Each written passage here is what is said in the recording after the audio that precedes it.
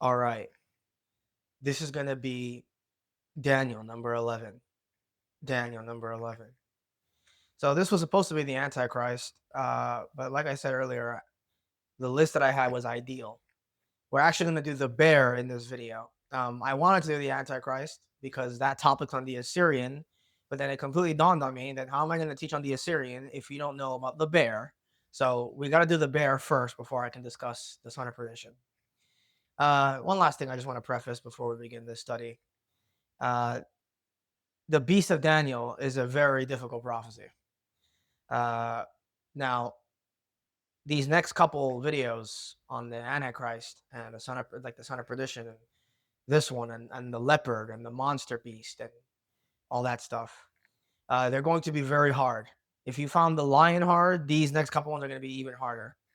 And the reason for that is because there's a lot of geographical knowledge that you need, which I'm going to try my best to help you out with maps and stuff and border labels that I drew. But it's also, if you don't have a lot of knowledge of the Old Testament, especially Kings, this is going to be very hard. Now, you say, well, why is it specifically Kings that matters? Well, before I begin the study, I just want to give you a little discourse about something I brought up before, about history repeating itself. And I want to show you something from the book of Psalms 78.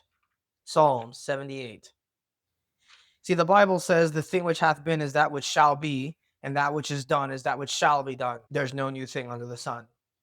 Now, that's not just a moral discourse by King Solomon. That's a prophetic statement. Everything that's going to happen in the future wasn't something that didn't already happen in the past. It's just that everything that happened in the past is a shadow to the ultimate fulfillment, okay? So when you see people like Nebuchadnezzar's kingdom, it's a prototype, it's a type, it's a shadow of the future Babylon. You understand? There are things that happen in the Old Testament. For example, we're going to be discussing a lot today about the bear and Assyria. But Assyria, the Assyrian Empire, well, the Assyrian Empire was a massive world power. It was called the Neo-Assyrian Empire. It's one of the most discussed empires in the Old Testament, right? So if you are forcing, so this is what I was trying to explain earlier, that if you're just looking at politics all day and all night and freaking out about every little thing that happens in politics, you're not going to get an understanding of prophecy correctly. Because the nations right now that are politically involved in all these little things, God may be using that to bring about what's going to take place. But you need to actually look at what prophecy says in order to correctly interpret politics. You understand?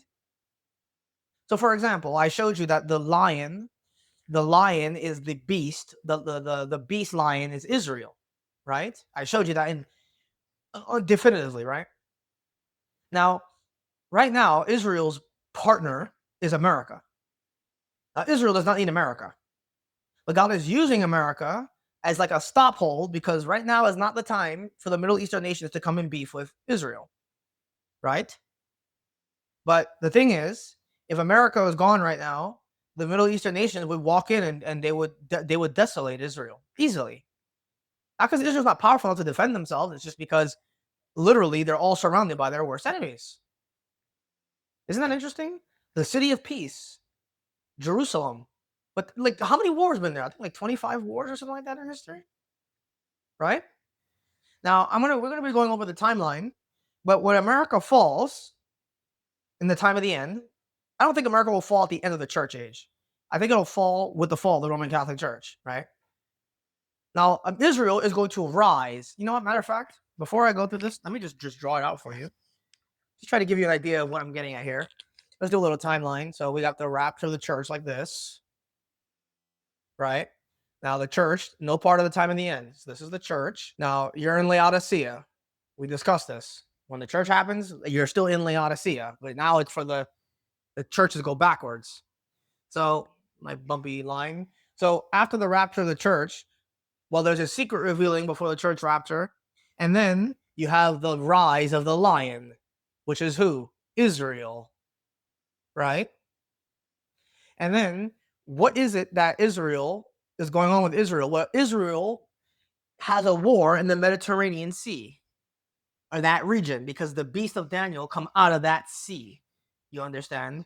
So when you're reading it, there's the four winds are striving against each other. All the nations of the Mediterranean are at unrest. But then a war breaks out, and Israel comes out of that war victorious. And the war is described as winds. You understand? Now, Israel is going to rise out of that war victorious. The person who's likely instigating the war is the man of sin. And who's that? Well, the man of sin is the man who, he's not the Antichrist, but he is the Antichrist. He's the guy that the Antichrist is going to incarnate.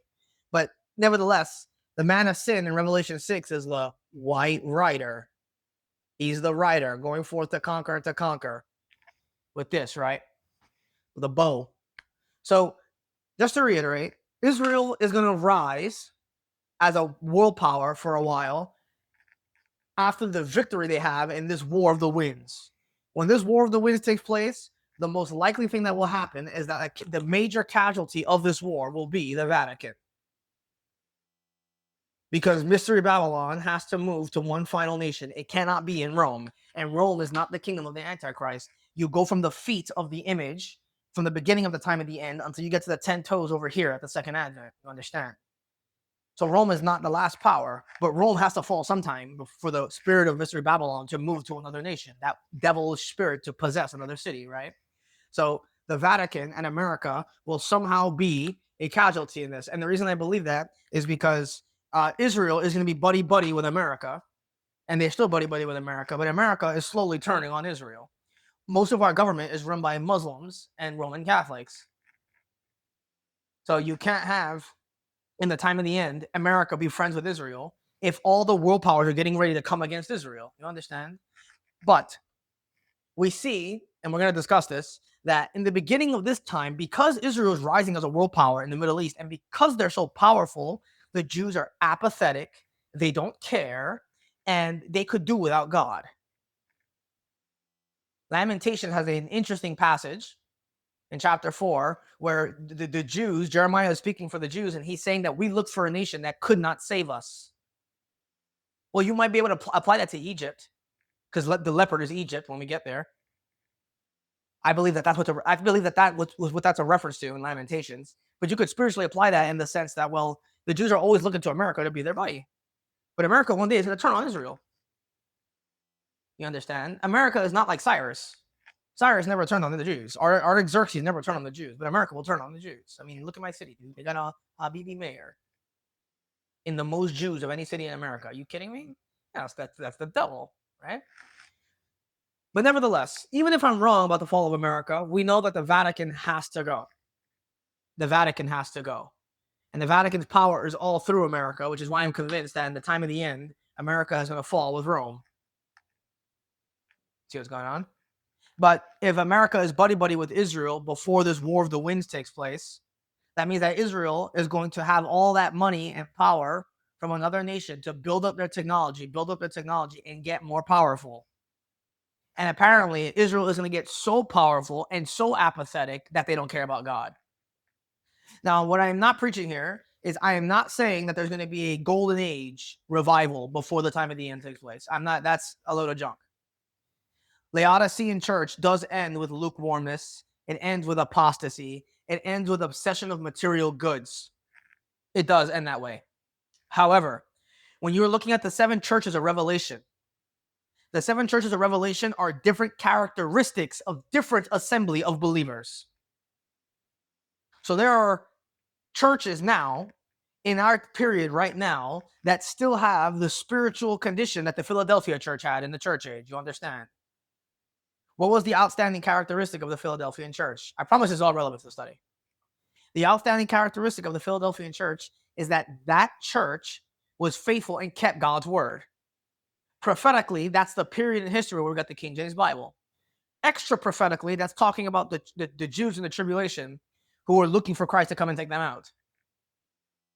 But we're talking spiritually here. That assembly of believers that was faithful to God's word that gave us the King James Bible, there are still remnant of those people around. It's not like the Philadelphia church age ended and all of a sudden that archetype of Christian disappeared. Right?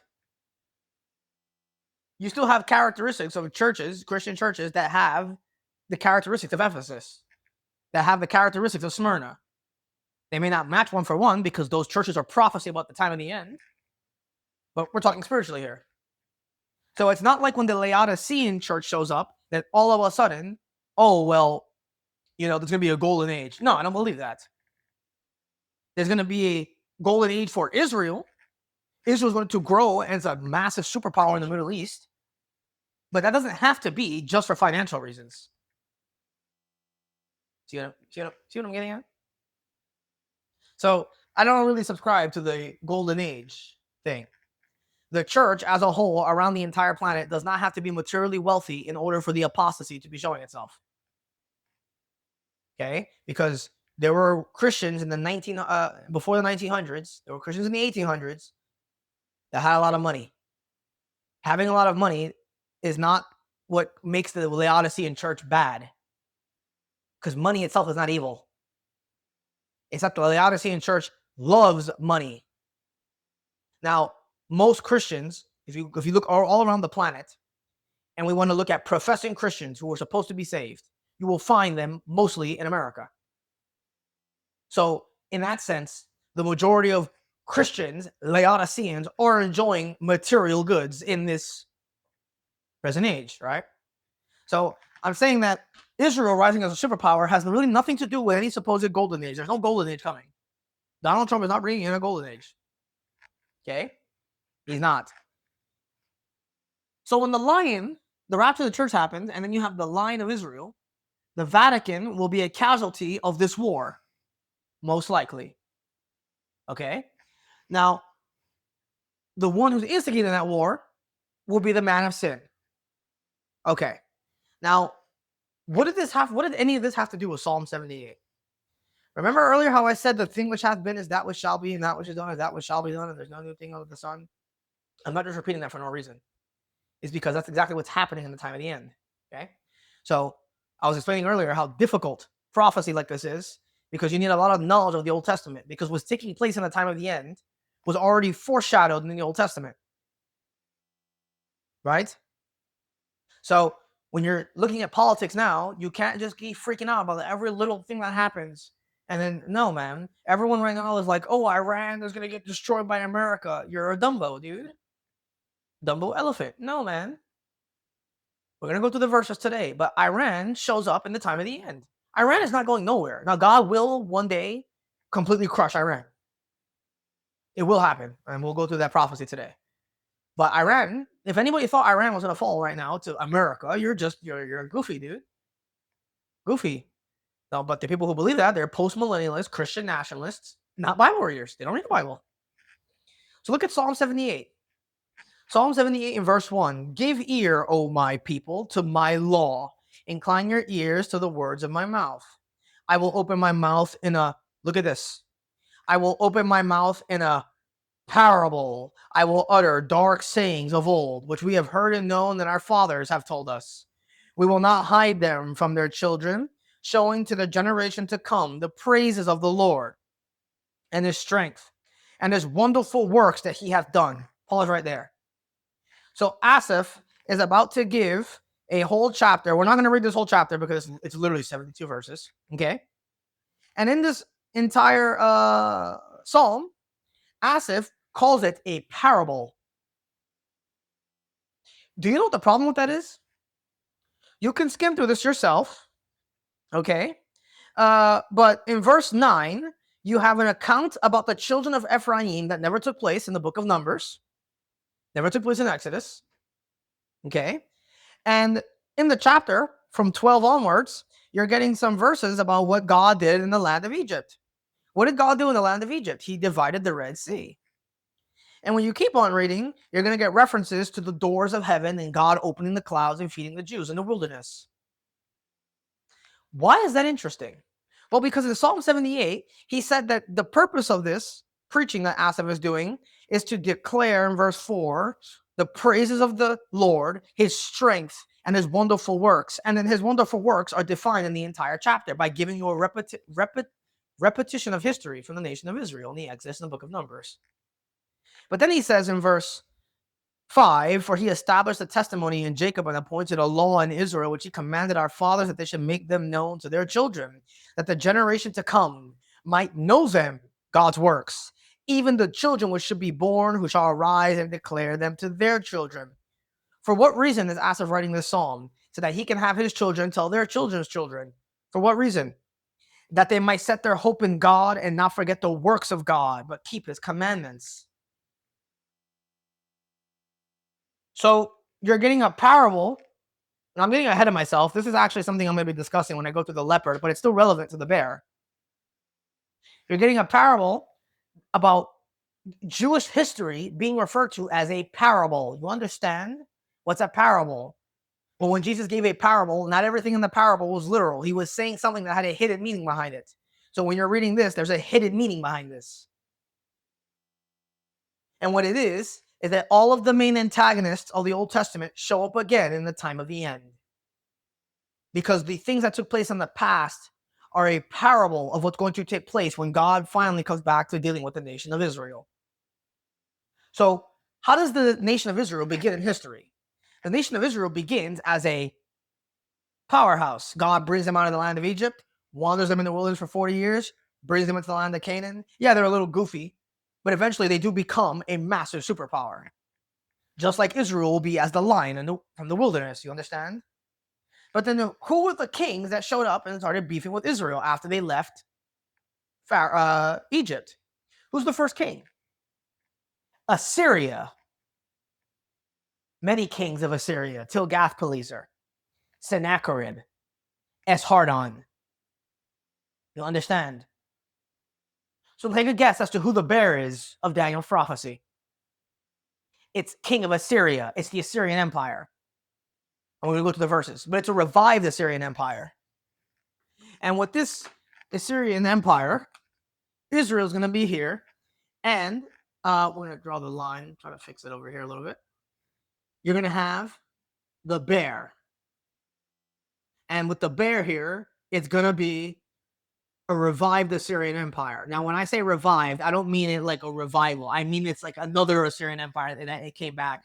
Because obviously there's one in the past, and then there hasn't been one since, but there's going to be another one, right? So there's a revived Assyrian Empire. Now, this is where the study gets difficult, because if you don't know anything about ancient Assyria, you're going to be unable to understand how this is talking about a future Assyrian Empire, okay? Now, understand that this Assyrian Empire does not need to be called Assyria. It just needs to constitute the land of the nations that will get together that formed this Assyrian Empire in that sense, okay? So it doesn't have to be called Assyria, and it hasn't been called that in a long time, right? So the bear is going to be the revived Assyrian Empire, and there's going to be a world war that takes place here. And this world war, well, who shows up here? Well, that's the Red Rider. Now, the riders are not, listen, the riders are not the beasts. The riders simply represent what's going to take place when those beasts show up. So, War of the Winds in the Mediterranean, who's there? The White Rider, the man of sin. Here, there's going to be a world war because of the bear. The bear's going to do something that's going to cause a world war. But check it out. The Red Rider, what does he do? He takes away peace from the earth. He had a great sword. His arrival on the timeline marks wars, the wars and rumors of war. That's in Matthew 24, the beginning of sorrows. Okay? So I would like you to just go to Daniel chapter 7. Daniel chapter 7. Right now, we're still in the beginning of sorrows. Also, go to Matthew 22. Go to Matthew 22. There's a lot here I'm going to discuss. Okay. I want to look at Matthew 22 before we look at the bear. Matthew 22. I want to just show you this interesting detail here. We've already discussed Matthew 22. We've discussed this chapter already in the earlier part of the playlist regarding the timeline at the end. But the thing is that there's one verse here I did not expound at that time. And I said that I wouldn't because it would have been too much back then. But now this is the video for it. So in Matthew 22, we're going to look at verse 2. The kingdom of heaven is like unto a certain king which made a marriage for his son. That's the king is God the Father making a marriage for the Lord Jesus. And he sent forth his servants, the 144,000, to call them Israel, which were bidden to the wedding, and they would not come. Why would they not come? Again, he sent forth other servants, saying, tell them which are bidden, behold, I prepared my dinner, oxen, fatlings are killed, and all things are ready, come unto the marriage. But what did the Jews do? They made light of it. They went their way, one to his farm, another to his merchandise, and the remnant took his servants and entreated them spitefully and slew them. Okay, so the 144,000 are preaching. The Jews are apathetic because they have material wealth. They don't care. They take the 144,000 and start persecuting them. So how did God the Father react in his anger? In verse 7, it says, but when the king heard thereof, he was wroth and sent forth his armies and destroyed those murderers which burned up their city. Well, hold on a minute. This prophecy is not talking about the Great Tribulation. Jerusalem is being attacked here, but this is not the Jerusalem being attacked over here. How do you know that? Because the 144,000 are still preaching here, which means that the conditional rapture of tribulation saints has not taken place yet, because when that rapture happens, the 144,000 go up with all the Jews that were watching for Jesus Christ. So we're going to say that the conditional rapture will probably take place shortly after this attack that's described in Matthew 22. The Jews were bidden to come to the marriage. They're like, whatever, man. I don't gotta come, God. What you gonna do to me? To make me come? So the Father is angry, and he sends up an armies to burn up that city. Now the question is, who is attacking Israel? If they show up as a world power and they're powerful enough that they're so apathetic at the start of the beginning of sorrows, who is attacking them? That in this passage in Matthew 22 that this even takes place and it starts a world war. Well, now we got to go to the bear. Let's go to the bear. Go to Daniel 7 now. Go to Daniel 7. Daniel chapter 7. So we did verse 4 already. And it says in Daniel 7, verse 5, and behold, another beast, a second, like to a bear. Do not get distracted by the bear, just like the lion. Don't get distracted by the imagery. And the bear is not Russia, okay? Stupid interpretation. So this other beast is like to a bear, and it, the bear, raised up itself on one side, and it had 3 ribs in the mouth of it, between the teeth of it. And they said thus unto it, arise, devour much flesh. All right, now this is a very difficult prophecy because there's not a lot of information given as to how to solve it. The prophecies that will help you solve this are not in Daniel. That's what makes it so difficult. So let's look at some details here in order to identify it. First of all, it says another beast like to a bear. All right. Now, let's not focus on the bear part. Let's focus on the part here that says that it raised up itself on one side. So if the bear is raising up itself on one side, this is referring to a nation that is raising itself up on one side. Now, evidently, the bear here has 3 ribs in its mouth. Obviously, the bear is being told, somebody here is telling the bear, pointing at the lion, arise, devour much flesh. And the bones in the mouth of this bear are coming from the lion. So the bear took a bite out of Israel. Somebody, we'll look at this in a minute, but somebody is telling the bear to chew up Israel. And that's where those ribs are coming from. And they said to it, arise, devour much flesh. The only nation in history that matches this description is the Assyrian Empire. The Assyrian Empire is the only empire on the Mediterranean that fits this historical condition whatsoever. It's the only one. Let's look at some details about this. I'm going to actually put something on the screen for you as we go through the next couple of minutes to give you like a quick history recap about this. But I also want you to look at, stay in Daniel, but look at Jeremiah 12. Look at Jeremiah 12. Look at this interesting prophecy. Jeremiah chapter 12, verse 8. Mine heritage, Israel, is unto me, what? As a lion in the forest. It crieth out against me, therefore have I hated it. Mine heritage, Israel, is unto me as a speckled bird.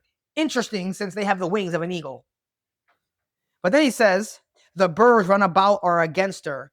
Look what God says to the beasts of the earth. He says, come ye, assemble all the beasts of the field. For what reason? Come to devour. Isn't that interesting? Now, historically, This is a prophecy about Nebuchadnezzar. But isn't it interesting that he's having the Assyrians, because by the way, the Assyrians had reign over Babylon, but isn't it interesting that he's having them come over and come to devour. The wording is the same. Okay, so let's do a little thing right here. The last detail I want to go through are the three ribs before we go over some geography lesson here.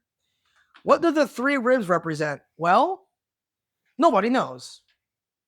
So I'm going to take a guess that I believe is accurate, and I have scripture to back it up. I believe the three ribs represent 3 years. You have the beginning of sorrows. Now, what's most likely happening here is that the three ribs represent years. Now, you're going to say, well, where in the Bible does a rib equal a year? Well, that's a fair argument. Almost nowhere. But consider this. In the book of Samuel, a lot of people knew that they could stab somebody under the fifth rib. Under. What's under the fifth rib? The sixth rib. But there's no sixth rib there, because that's most likely the rib that God used when he formed Eve, which is why you don't have a rib there. And when did God form Adam? Or rather, Adam and Eve? On the sixth day. And the Bible says in Revelation, the number of a man, he that hath wisdom, let him count the number 666, for it is the number of a man. Now, that's an Antichrist reference, but nevertheless, the number 6 is attached to ribs. Isn't that interesting? Now, those are the only references. If you run any other reference on this word, you can't find anything else.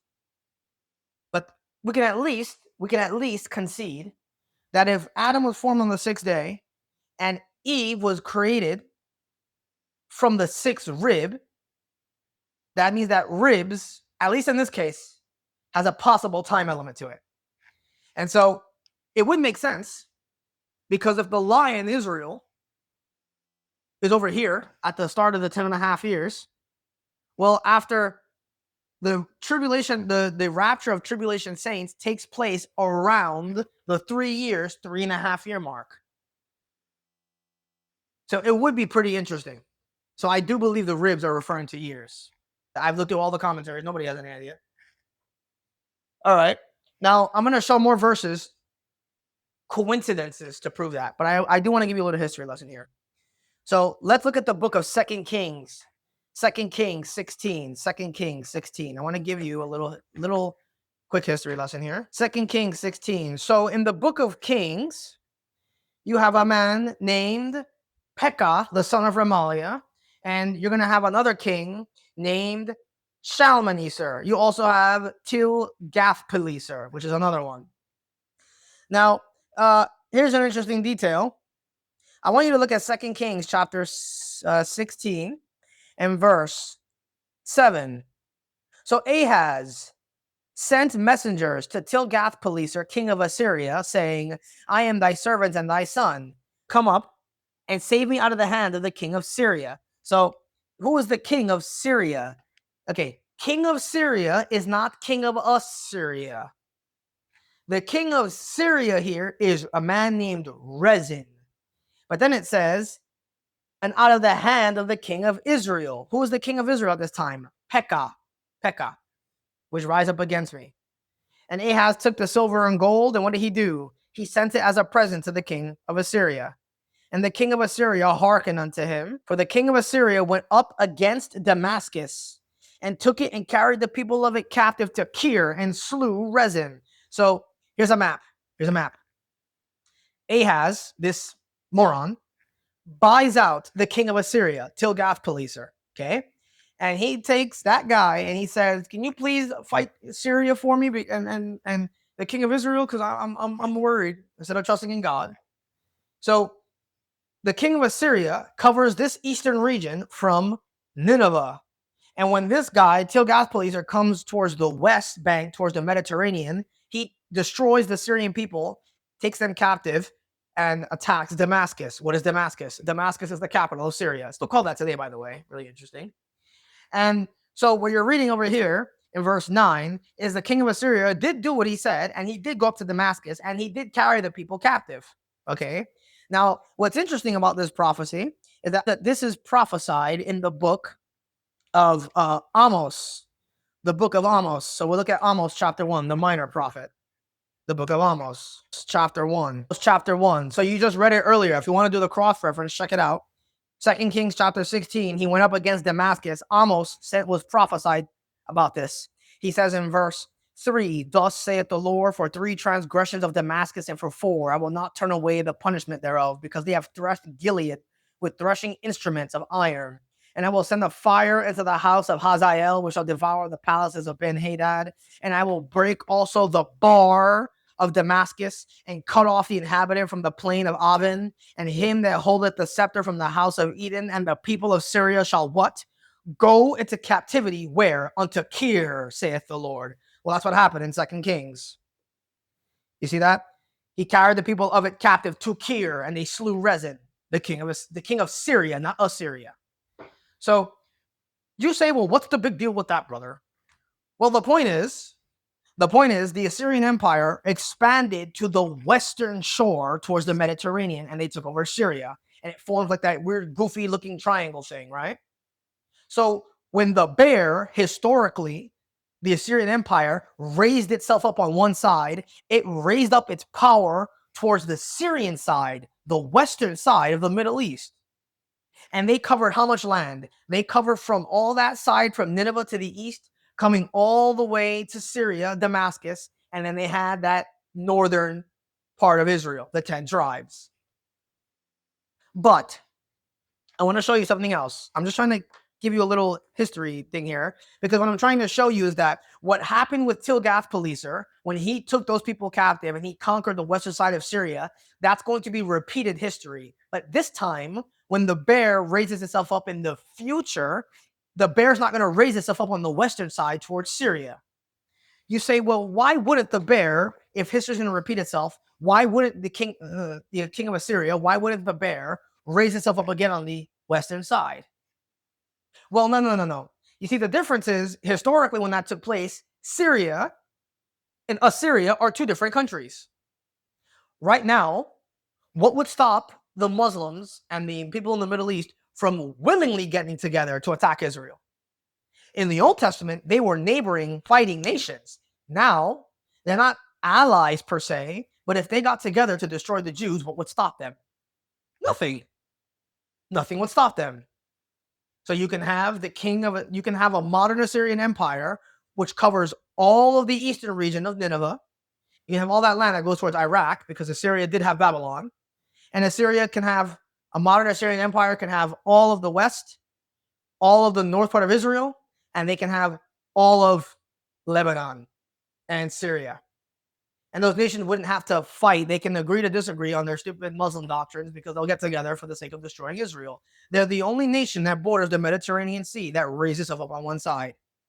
The bear is Assyria, undoubtedly. Now, I want you to notice something. Go to 2 Kings 17. 2 Kings 17. Look at this interesting detail here. 2 Kings chapter 17 and verse 3. Against him came up, who? Shalmaneser. So this is a different king. And against him comes up Shalmaneser, king of Assyria, and Hoshea became his servant and gave him presents. And the king of Assyria found conspiracy in Hoshea, for he had sent messengers to So, king of Egypt, and brought no present to the king of Assyria, as he had done year by year. Therefore the king of Assyria shut him up and bound him in prison. Watch this. Then the king of Assyria came up throughout all the land. Where did he go? And went up to Samaria. And how long did he besiege it? 3 years. Isn't that interesting? I predicted that the ribs is 3 years. Now, for what reason did the Jews were not able to defeat this guy? Check it out.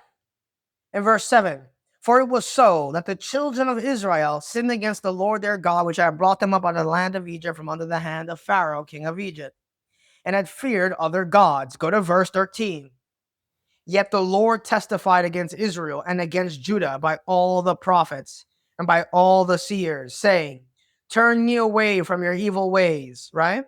Verse 14, notwithstanding they, Israel, would not hear, but hardened their necks. Verse 20, and the Lord rejected all the seed of Israel and afflicted them and delivered them into the hand of spoilers until he had cast them out of his sight. Hold on a minute. Remember, you see that word spoilers? Do not forget this word. This is very important. The prophecy. Spoilers. So check out the coinky dinky. Ready? In the beginning of sorrows, God sends the 144,000 to go and preach to the nation of Israel. They were living in wickedness and prosperity. They would not hear God. So God sends an army to go and burn up their cities. So what are you reading here that happened in history in 2 Kings 17? God testified against Israel by the prophets. They would not hear. So what did he do? He sent against them king of Assyria. And then eventually he sent against them what? Later in the future, he sent Nebuchadnezzar. But right now, this is about Assyria. And how long did they besiege? In verse 5? How long did king of Assyria besiege Israel? 3 years. Isn't it a strange coincidence that matches the 3 years of the 3 ribs? When this king of Assyria is going to do what to Israel? Israel's living in wickedness. They're living in sin. They're living in prosperity. They have power. They don't care about God. So God's going to send them a bear. Somebody's telling the bear, arise, devour much flesh, because my heritage is unto me as a lion and as a speckled bird. So he assembles all the beasts of the field, come to devour. The Assyrian Empire that raised itself up is not going to be the west side. I'm going to show you what side it's going to raise itself up on. It's going to raise itself up and devour and rip the ribs out of Israel. And how long is that going to be for? Well, just after this takes place, you have the conditional rapture. Now, I don't think the bear is going to be around too long, but we're going to discuss that in the leopard video. So, notice that perfect matching in history in 2 Kings 17. The king of Assyria besieges the land for 3 years. The ribs of the bear most likely are 3 years. It's the same king, the same land. But now the question is, if the revived Assyrian Empire is going to attack Israel, well, why did God call Assyria my armies? In Matthew 22, God is sending armies to attack Jerusalem. This is not the Great Tribulation over here. It's the beginning of sorrows. It's a massive, destructive calamity that happens to Israel to try to wake them up before the Great Tribulation takes place. Well, in Matthew 22, God attributed the armies to himself. He sent forth his armies, right? Why would God do that? Well, I want you to notice something, first of all. Go back to Daniel 7. We're going to identify, or rather, who's telling the bear, arise, devour much flesh. Look at what I'm talking about in verse 5. Look what I'm talking about here. It says, and it had 3 ribs in the mouth of it, between the teeth of it, and they said thus unto it. Who is they? Did you notice that in the text? Well, the they is identified in verse 16. I came near unto one of them that stood by and asked him the truth of all this. So he told me and made known to me the interpretation. The person interpreting the prophecy for Daniel is one of God's angels. The them that stood by is the they telling the bear to devour the lion. And if that's the case, that means that God is the one authorizing this attack on Jerusalem by the bear. All right. Now, you might be saying to me, all right, well, I get that, brother. So this is a new Assyrian Empire, but you're not really explaining, so how is the attack going to take place? Well, I'm going to show you right now. Let's go to Isaiah 21 and 22. Remember that term, spoilers. Isaiah 21. Isaiah 21. Isaiah 21.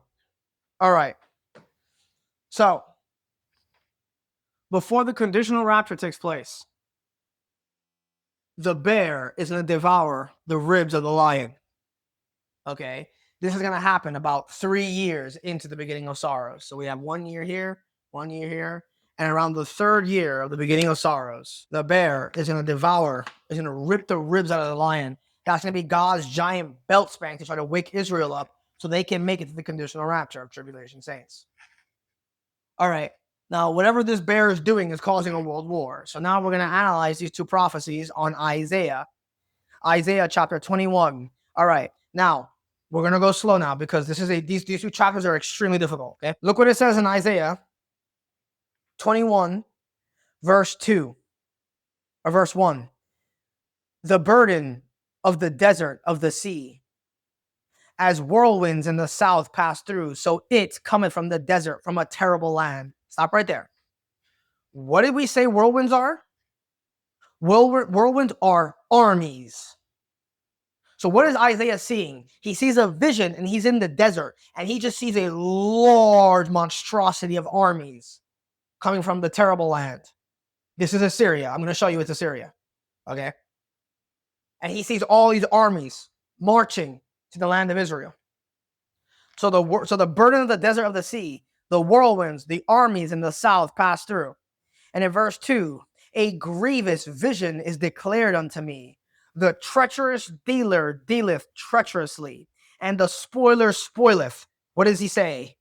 Go up, O Elam, besiege, O Media. All the sighing thereof have I made to cease. Hold on a minute. Who are the two names that show up here? Elam, Media. Okay, let's go slow. Go to chapter 22. I want to show you something. And look at verse 6. And Elam bare the quiver with chariots of men and horsemen, and Kir uncovered the shield. So we have Elam, Media, and Kir. Isn't that interesting? Let's start to do some identifying. In the Old Testament, Elam is where the Shushan is. So here, let me show you what I'm talking about. Go to Daniel 8:1. Stay in Isaiah. Go to Daniel 8:1. Daniel 8:1. So you know the area of Shushan where Daniel got some of his visions? Well, that area is called Elam. And it says in verse 2, Daniel 8:2, I saw in a vision, and it came to pass when I was at Shushan in the palace, which is in the province of Elam. So Shushan is the main capital area of this giant mass of Persia, this bottom area of Persia, and it's called Elam, right? Now, in the Persian Empire, it's not just called Persia. It's called Media Persia. Where's Media? Up here. And where's Persia? Down here. Okay. Now, where is Elam located? Elam is located down here in the south. Now, here's the problem with this. We're about to read this prophecy, and what you're about to see is that Elam is attacking Israel in a cataclysmic war. But the problem is, ancient Elam is ancient Persia. Persia never attacked the Jews one time.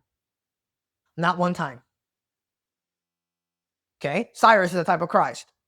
The kingdom of Persia is meant to picture what Jesus will do when he comes back at the second advent. Okay? So here you have two prophecies, two chapters that are together. Isaiah 21, Isaiah 22, they're together. They're about the same thing that happens in history. And you have a country attacking Israel that historically never attacked Israel. And you know what this land is right now? This land right now is Iran. Well, isn't that interesting? So you have a prophecy about Iran attacking Israel in a war that never took place in the past. Now, let's look at a detail here. Isaiah 21, verse 2. It says, the treacherous dealer dealeth treacherously, and the spoiler. What was he called? What were the Assyrians called in 2 Kings 17:20? The spoiler. Keep reading. All the sighing thereof have I made to cease. Okay, let's stop there. Another issue we have to discuss. So we know that Elam is located in the southern part of Iran. But what about this area, Media? Well, Media is in the north. It's the northern part. But the thing is, go to Isaiah 22 and verse 6. This is about the same prophecy. It's an extension of chapter 21. And it says in verse 6, and Elam bare the quiver with chariots of men and a horseman, and Kir uncovered the shield. This area, Kir, is currently unidentified by most scholars. But in the Bible, there are two Kirs. Let's look at Isaiah 15. Where's the first Kir located? Isaiah 15, in verse 1, the burden of Moab, because in the night, Ar of Moab is laid waste and brought to silence, because in the night, Kir of Moab is laid waste and is brought to silence. Well, hold on a minute. This Kir is Kir of Moab. This is not the Kir that we're looking for. So, I could go. The scholars have like 4 or 5 different places that they think it's in. They think that Kir might have been in Iraq, but I'm just going to use the Bible and we're going to go off of interpretation. Okay.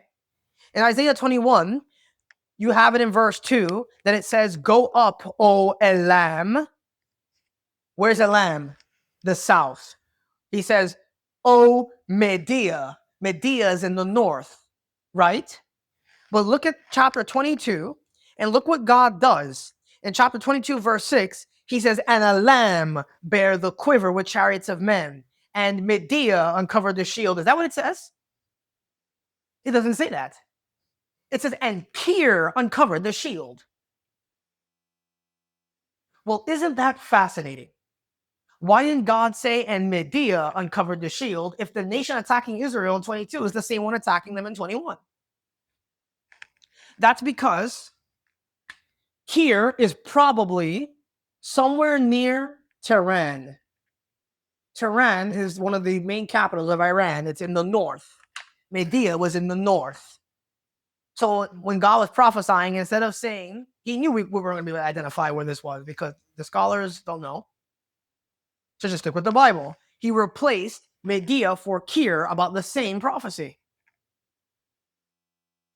Which means that when God is talking about Kir, he's referring to northern Iran. And when he says, O Elam, he's talking about southern Iran. But this is all Iran. Right? So then what you would have is that the bear of the revived Assyrian Empire is not raising itself on the western side towards Syria and Lebanon. That's already going to be there. No, the bear is expanding all of its power to the eastern side towards Iraq, Iran, all of Iran. And all those nations from the far east coming all the way towards west to the Mediterranean are all one nation. And you know that has to be the case. Because if you have Iran attacking Israel, Iran is not on the Mediterranean Sea. And yet this bear, which is the Assyrian Empire, came up out of the Mediterranean Sea. Right? Because it came out of the Great Sea.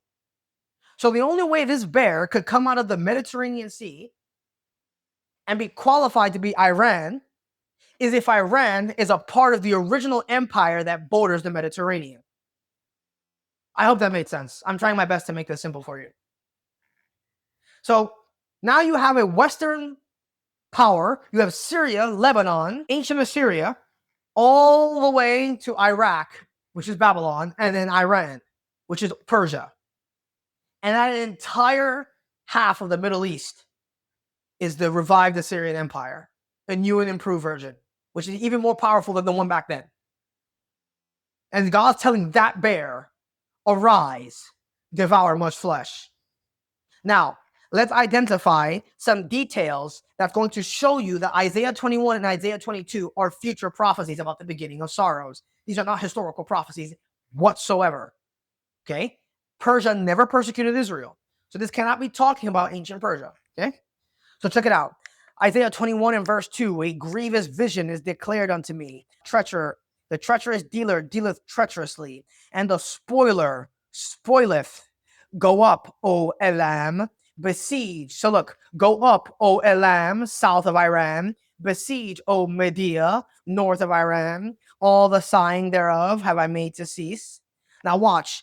Isaiah sees all these armies, these whirlwinds, And the vision he sees is so cataclysmic. Watch his reaction in verse 3. He says, therefore my loins are filled with pain. 1, pangs have taken hold upon me as the pangs of a woman that travaileth. 2, see that? I was bowed down at the hearing of it. 3, I was dismayed at the seeing of it. 4, my heart panted, fearfulness affrighted me. 5, the night of my pleasure hath he turned into the fear of me. Look at that. That's 6. And then look at the sarcasm. Verse 5, 7, prepare the table, watch in the watchtower, eat and arise, ye princes, and anoint the shield. So look at God's sarcasm. Look at God's incredible sarcasm. He's saying, prepare the table. Jews, go watch in your watchtower, eat and drink. Why would God sarcastically tell them to eat and drink? Because they're powerful. I have to go prove my ox. I have to go get married. I have to go do this. I have to go do that. I don't have time to talk to you, 144,000. Let me kill you, by the way. Right? So God is saying sarcastically, prepare the table. Go to your watchtower. Yeah, see who's coming over to come and attack you guys. Arise, ye princes. Yeah, you tough leaders. And anoint the shield. Huh? Anoint the shield? What shield? This is a beginning of sorrow of prophecy. What's the shield that Israel has in their country right now? The Iron Dome. So God is basically telling them, do whatever you want, Israel. He says in verse 6, for thus hath the Lord said unto me, go, set a watchman and declare what he seeth. Now we're going to come back to this. Go to chapter 22. Verse 1, the burden of the valley of vision, which aileth thee now. Thou art wholly gone up to the housetops. Okay. Thou that art full of stirs, a tumultuous city, a joyous city. Jerusalem is a joyous city. Thy slain men are not slain with the sword, nor are dead in battle. What? So they're killed, but not from battle. What in the world killed them then? The joyous city, right? He says, all thy rulers are fled together. They are bound by the archers. What? How are they bound by archers? You can't, dude. If you were in those days, you could hide behind something. You're not bound by an archer. But can you think of an archer right now that if someone was aiming at you, you'd be bound in place and you couldn't move? Yeah, a sniper rifle. A sniper rifle. What did we talk about earlier? When the man of sin is assassinated, he shall run from the iron weapon. And what? The bow of steel shall strike him through. These are the archers. The archers are snipers shooting arrows. Most definitely has to be the case. You can't be bound by a regular bow and arrow. All those that are found in thee are bound together, which have fled from far. Now watch this. Therefore said I, look how Isaiah is weeping. Therefore said I, look away from me. I will weep bitterly, labor not to comfort me, because of the spoiling of the daughter of my people. This is talking about Jerusalem. This is not the great tribulation. This is the beginning of sorrows. He says, for it is a day of trouble and of treading down and of perplexity. By what? By the Lord God of hosts in the valley of vision, breaking down the walls and the crying to the mountains. Look, the destruction of Jerusalem here is by what? By the Lord of hosts. Being done by whom? Elam and Kir. So watch what happens in the vision. Verse 6, and the Lamb bare the quiver with chariots of men and horsemen, and Kir uncovered the shield. There's going to come an attack where Elam is going to what? Bear the quiver. What's a quiver? A quiver is what holds the arrows. What's a modern quiver? Yeah, warheads, rockets, and missiles. So they bear the quiver with chariots of men. What do you think the chariots are? Obviously not literal spike chariots, right? And Kir uncovered the shield. So in chapter 21, God said, anoint the shield, eat and drink. Yeah, put your guy in the watchtower to see what's going to happen. But Kir, the land near Tehran, was going to uncover the shield. An attack is going to happen on Jerusalem. They're going to be so confident that they'll be fine. But when it attacks their iron dome, the shield will be broken. Verse 7, and it shall come to pass that thy choicest valley shall be full of chariots, and the horsemen shall set themselves in array at the gate. And he discovered the covering of Judah, and thou didst look in that day to the armor of the house of the forest. All right, now, well, let's give it a moment. We'll keep reading. He says, verse 9, ye have also seen the breaches of the city of David, that they are many, and ye are gathered together as the waters of the lower pool. Okay, what is the lower pool? And ye have numbered the houses of Jerusalem and have broken down to fortify the wall. So the Jews are breaking everything down in their desperate attempt to protect the city. He's saying that you've seen the breaches of the city of David, how many there are. You've gathered together the waters of the lower pool. The Jews are trying to salvage the water aqueduct system that they have. And he says that you've even numbered the houses of Jerusalem, and the houses you've broken down to fortify the wall. What wall? Yeah, the wall in Jerusalem. They're trying to break down and salvage their stuff to rebuild the walls to prevent being attacked. He says in verse 11, ye made also a ditch between the two walls for the water of the old pool. But ye have not looked unto the maker thereof, neither had respect unto him that fashioned it long ago. Pause right there. Pause right there. Who is the one that created the Israel sewage aqueduct system? His name is King Hezekiah. How do you know that? Go to 2 Kings. 2 Kings. 2 Kings chapter 20, verse 20. And the rest of the acts of Hezekiah and all his might, and how he made a pool and a conduit and brought water into the city. Are they not written in the books of the Chronicles of the Kings of Judah? Isaiah is Hezekiah's counselor. He's his advisor. So why is Isaiah saying in the prophecy that the maker made it long ago? The maker didn't make it long ago. Isaiah was within a couple years of when Hezekiah made this. That's not long ago. Right? Because this is a time of the end prophecy, guys. Now, why would he say that the Jews should look unto the maker? They should look unto Hezekiah. Why is Isaiah admonishing the Jews here about that? Well, who was king when Hezekiah was in Judah? Who was the king? What's the story of Hezekiah? Who tried to attack Judah? The Assyrians. Who's the king of Assyria at that time? Sennacherib. And what did Hezekiah do when he saw that Sennacherib sent Rabshakeh to intimidate the Jews and he was threatening to destroy them? He said, of which of the lands have the gods delivered them out of mine hand, that thy God should deliver yours out of mine? Right?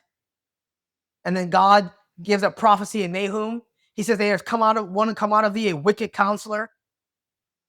He says to Sennacherib, I will make thy grave, for thou art vile.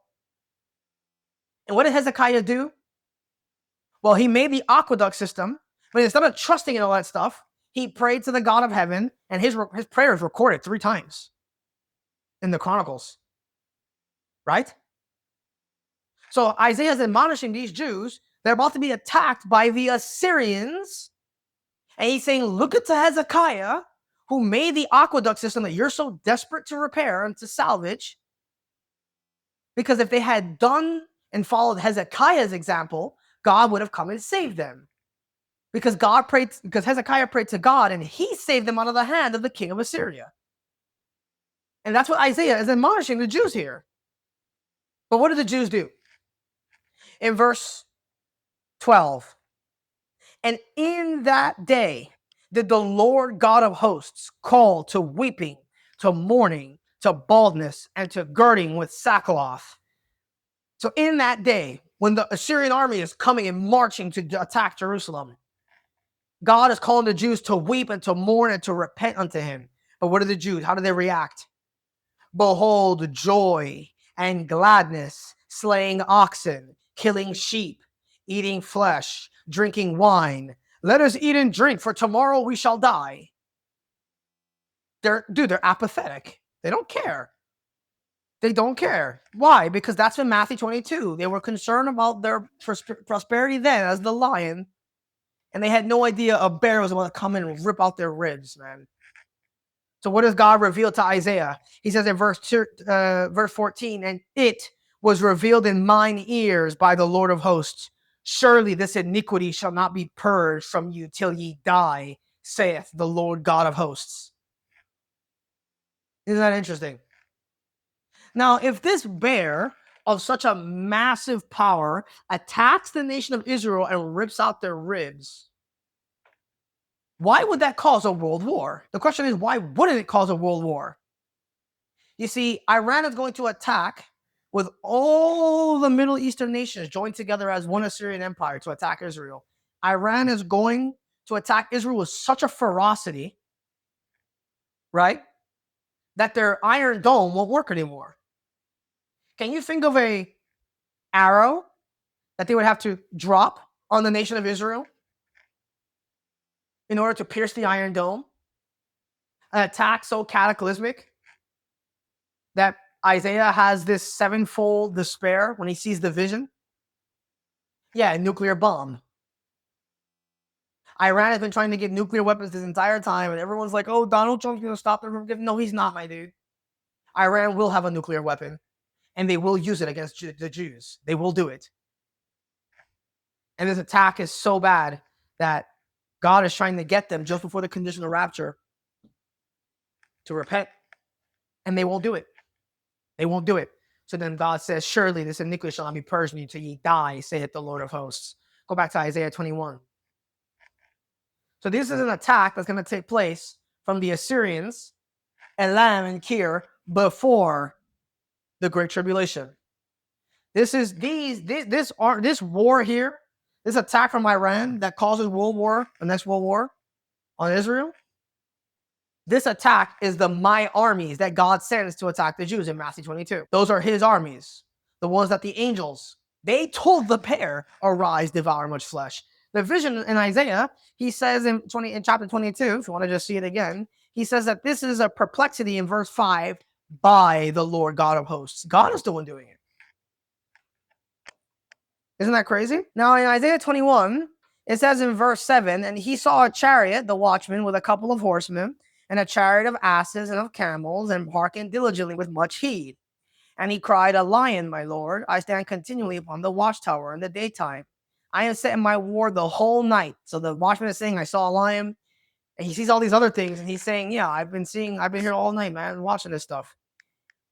And in verse 9, and behold, here cometh a chariot of men with a couple of horsemen, and he answered and said, Babylon is fallen, and all the graven images of her gods hath he broken into the ground. All right, what exactly is this part of Isaiah 21 talking about? I don't believe I'm in a position to expound it until we discuss the leopard. So I'm going to leave this passage for right now because this is a second Advent reference. Now, I want to touch on one last chapter of this topic, and then we're going to review because I know this was not easy. And then I'm going to close it out. Go to Numbers 24. Numbers chapter 24. So this is Balaam. You know Balaam. Balaam is the guy that gives you one of the best prophecies about Jesus Christ, right? But the thing about Balaam is that he gives a parable that I have not seen a single commentator attempt to explain. Now, I believe I can explain it, but if you disagree, that's okay. But I believe it's related. Okay, Numbers chapter 24 and verse 20. And when Balaam, looked on Amalek. Okay, pause. Who is Amalek? Amalek is a descendant of Esau. That's because Esau is the subject of God's wrath in the second coming. And when he looked on Amalek, he took up his parable. What? Parable. Careful. And said, Amalek was the first of the nations. Okay, Amalek is not the first nations ever. Amalek is the first of the nations that attacked the nation of Israel. Amalek was the first of the nations, but his latter end shall be that he perish forever. Then he turns around and he looked on the Kenites and took up a parable and said, strong is thy dwelling place, and that thou puttest thy nest in a rock.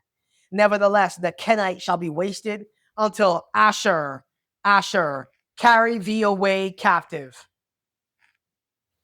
This is a weird prophecy. So the Kenites are very difficult to identify. So the Kenites themselves okay, so basically they're like, you know what a nomad is? A nomad?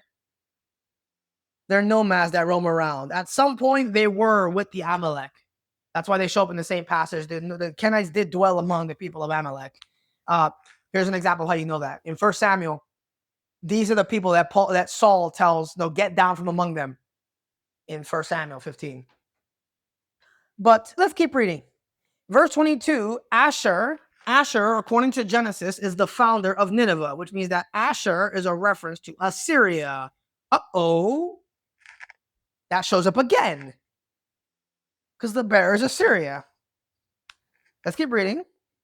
And it says in verse 23, and he took up his parable and said, alas, who shall live when God doeth this?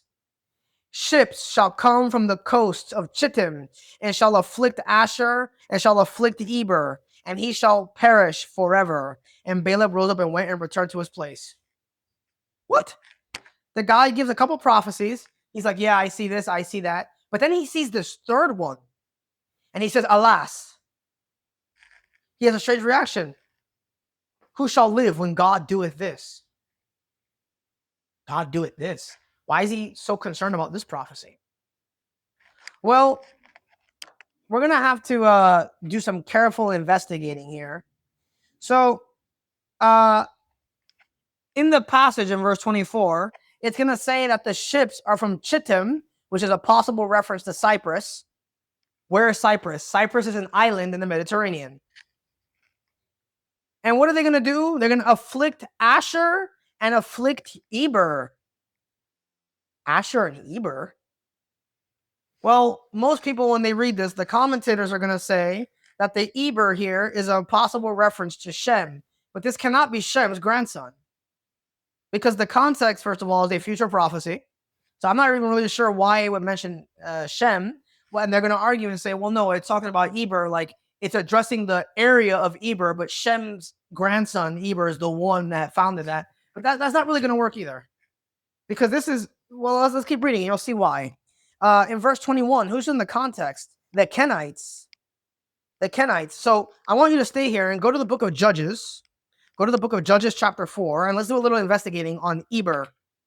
Judges chapter 4. Judges chapter 4. Judges chapter 4 and verse 11. Now Heber the Kenite was of the children of Hobab, the father-in-law of Moses, and had severed himself from the Kenites, which pitched his tents unto the plain of Zanaim, which is by Kadesh. Okay, hold on a minute. So this Heber is a what? He's a Kenite. What are they? Nomads. They like to wander around. So this guy here, Heber, I don't believe the prophecy in Numbers is talking about Shem's grandson, Eber. I think it's talking about Heber. Now you might say, well, that's not really going to work because how can Balaam be prophesying about a guy in Judges, but it's actually talking about something in the time of the end? Well, that's a fair argument. But my counter argument to that is, well, this is prophecy. What you're reading here about Heber, let's read about it and I'll expound some more. He's going to say in verse 11 that Heber, the Kenite, which was of the children of Hobab, the father-in-law of Moses. So Moses got married. His father-in-law, his descendants, gave us this guy. Where did Heber go? It says he went to the plain of Zanaim, which is by Kadesh. Where's Kadesh? Kadesh is in the land grant of Naphtali. Did you know that? So if Kadesh is in the land grant of Naphtali, where's Naphtali? In the north, the northern portion of Israel. Now you say, well, what's that got to do with anything? Go to 17, verse 17. Now look what happens here. In verse 17, howbeit Sisera flew away on his feet to the tent of Jael, the wife of Heber, the Kenite, for there was peace between Jabin, the king of Hazor, and the house of Heber, the Kenite. Yeah, but that area, when they made that join together, that area, do you know what that area is? That area that they went to is Syria. It's Syria towards the north. So that means that this reference here in Numbers is not talking about Eber. It's not talking about Eber, the person. It's referring, so remember how I just told you earlier that God will address a land by the father of that area? Well, this is not talking about Eber, because Eber, Shem's grandson, was not in this area. This is talking about Heber the Kenite, who went up above the land grab of Naphtali towards Kadesh. He made that deal with that guy in Judges 4:17. And that area is called Heber. Well, it used to be called that. But now it's called Syria. And what is Syria a part of? Well, in the ancient Assyrian Empire, when they were taken away captive, they were taken away captive where? To Kir, which is towards Media, which is all what? The Assyrian Empire. And so when you're reading in Numbers 24 here, in verse 24, ships shall come from the coast of Chittim, possibly Cyprus, and shall afflict Asher, Assyria, and Eber, Syria, but they're going to be the same empire at that when this takes place. And he shall perish forever. Wait a minute. Iran's going to perish forever? Go to Jeremiah 49. Jeremiah 49. And Isaiah 19.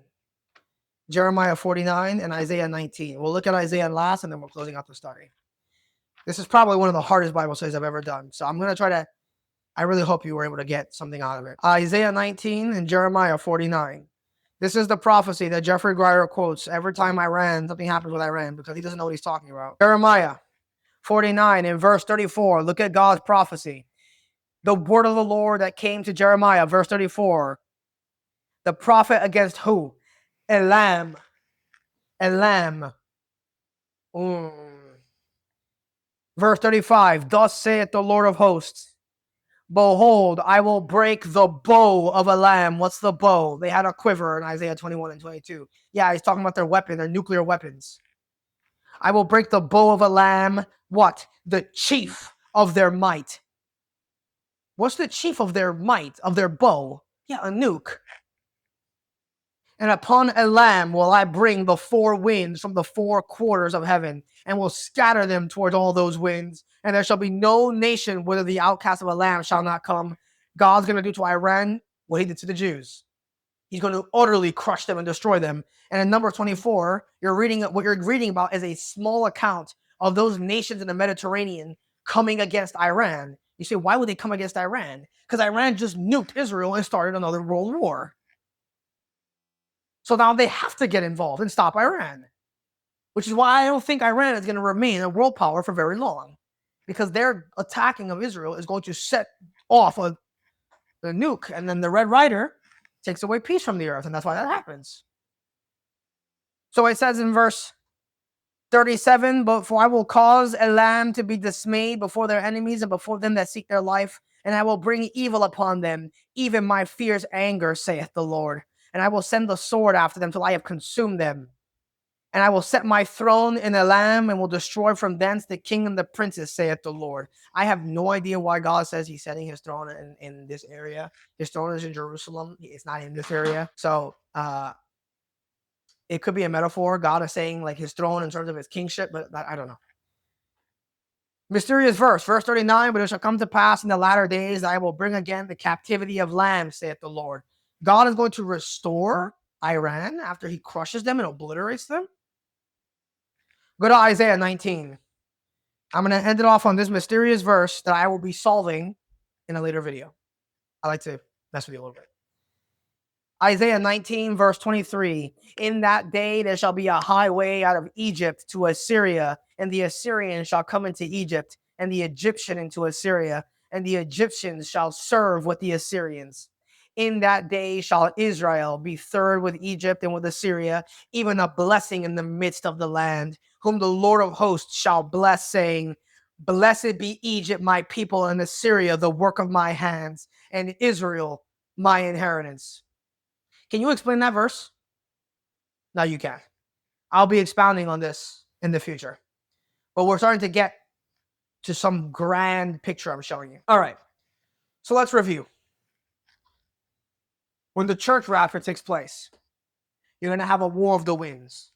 The war of the winds is going to be civil unrest between all the nations of the Mediterranean, possibly because of the rapture of the church.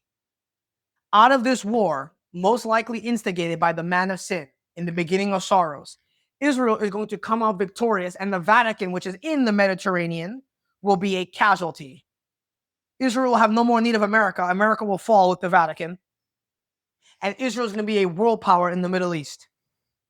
But because of their power and because of their strength and their prosperity, they're going to become so apathetic and fatalistic that they're not going to care about God. They're not going to be looking for God at the conditional rapture at all. So then God gives Daniel the vision. And he says about and the angels say to Daniel, here's the vision. And in the vision, they see the bear. And the bear has 3 ribs, most likely meaning the 3 years.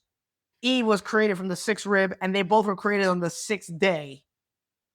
So that's the closest idea. And the way we know it's most likely 3 years is that when the Assyrians besieged Israel, it took them 3 years, which is a coinky dinky. Now, the angels are going to tell the bear to the lion, arise, devour much flesh. And that bear is Iran. Now, God talks about Medea. He talks about Elam persecuting the Jews, although no such thing ever took place in history. Okay? We know that because those nations never did that to the Jews in history, these must be future prophecies about that geographic area, which now constitutes modern Iran. Okay? Now, we talked about how Elam was located in, Elam is the province where Shushan, the capital of that nation, was at that time. But then God refers to Medea as Kir in Isaiah's prophecy. He swaps out Medea for Kir to show you that Kir is somewhere in the north of Iran, constituting this part. Now, the Bible says about the bear that devours much flesh, that it's raised up on one side. Historically, the Assyrian Empire was raised up on the western border towards the Mediterranean Sea.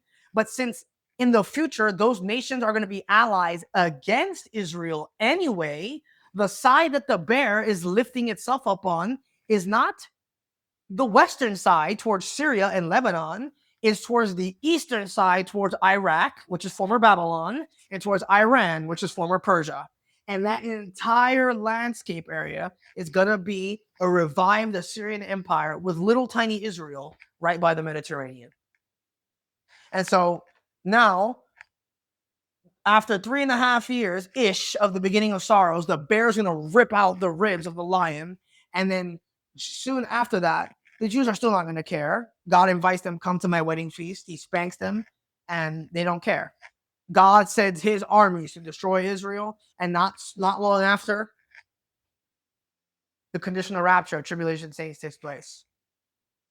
And the reason why the world has no peace at this time is because Iran set off a nuclear bomb in the Middle East. And that nuclear bomb necessitates all these nations to get together and stop it. And Iran's latter end is to be crushed and destroyed by God permanently. And he will restore Iran as a people, but they will be subject to the Jews. And then you have this mysterious prophecy in Isaiah 19, which I will be discussing in the future video on this playlist. So this is a very hard topic. This is honestly, the bear is honestly really difficult to teach. I tried my best to be clear as possible. I put a lot of notes on the screen. I just hope it was a blessing. Now you're starting to see why people don't want to study this topic. They just want to stick with the traditional teachings, because this is hard to study. This is very hard to study, but I do believe that this is the biblical interpretation of the bear. The next video will be on the Antichrist, where I will be discussing the Assyrian. And then after that, we'll be going back on track. So I'll make the board available. Grace be to you all.